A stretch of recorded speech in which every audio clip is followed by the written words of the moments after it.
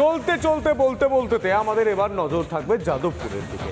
যাদবপুরে এবারে সায়নী ঘোষকে প্রার্থী করেছে তৃণমূল।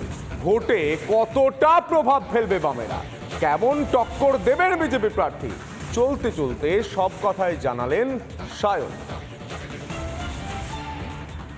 এই মুহূর্তে সায়নী ঘোষ রয়েছেন, পাশে অরূপ বিশ্বাস প্রচারে রয়েছেন। সায়নী, কেমন রেসপন্স পাচ্ছেন টালিগঞ্জ বিধানসভার বিধায়ক পাশে? টালিগঞ্জ বিধানসভার বিধায়ক নিজে অত্যন্ত পপুলার মানুষ এবং আজকে সেই অর্থে প্রচার শুরু করা হলো টালিগঞ্জে প্রথম, কারণ নানান বিধানসভায় যেতে হচ্ছে এবং সেখান থেকে আজকে প্রথম প্রচারের শুরু এখনো হয়নি। কেমন সারা পাবো সেটা তো আপনারা প্রত্যেকে দেখতেই পাবেন। তবে আমরা আশাবাদী, কারণ মমতাদি 365 দিন মানুষের জন্য কাজ করেন, তো উন্নয়ন তো কথা বলে। আমার ধারণা সব জায়গায় বৌদি সিপিএম কোনো ফ্যাক্টর হবে এখানে?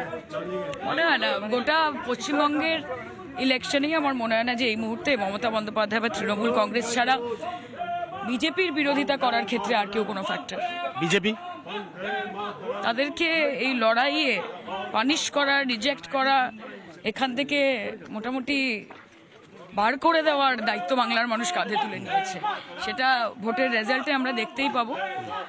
বিভাজনের রাজনীতি, বিদ্বেষের রাজনীতি বাংলার মানুষ চাইছে না। বিরোধীদের হাতে অনেকগুলো ইস্যু, একদিকে দুর্নীতি, চাকরি চুরি, মন্ত্রীরা জেলে রয়েছে। বিরোধীদের ইস্যু নিয়ে আমরা বদার্ড নই।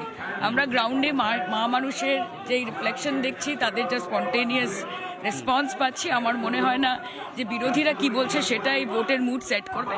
আর যারা এত বড় বড় কথা বলছে তারা নিজেরা 6,000 কোটি টাকার ইলেকটোরাল বন্ড করেছেন, সব থেকে বড় বিগেস্ট স্ক্যাম। তারা চুপ থাকলেই বোধহয় বেটার। এই মুহূর্তে প্রচারে রয়েছেন সায়নী ঘোষ, সাথে অরূপ বিশ্বাস, এবং তিনি বলছেন মানুষ ভোট দেবে, উন্নয়নকে সামনে রেখে তিনি ভোট চাইছেন, এলাকার মানুষ তার পাশেই থাকবেন। ক্যামেরা শুভ্রাংশু ঘোষের সাথে অনুপম পাত্র, রিপাবলিক বাংলা, টালিগঞ্জ। বরানগরের উপনির্বাচনের দিকে নজর রাখি। তাপস রায় ছিলেন তৃণমূলের বিধায়ক বরানগর থেকে, তিনি পদত্যাগ করেছেন। বরানগর থেকে বিজেপির প্রার্থী হয়েছেন সজল ঘোষ। সজল ঘোষের বিপরীতে তৃণমূল প্রার্থী করেছে সায়ন্তিকা ব্যানার্জিকে, যিনি বলেছিলেন যে বাঁকুড়ার টিকিট না পেয়ে মনে একটু কষ্ট হয়েছে। লোকসভা ভোটে টিকিট না পেয়ে অভিমানী হয়েছিলেন তারকা নেত্রী। এবার কি অভিমান কাটলো? প্রতিপক্ষ সজল ঘোষ বিজেপি প্রার্থীর বিরুদ্ধে লড়াই কি কৌশল নিচ্ছেন সায়ন্তিকা?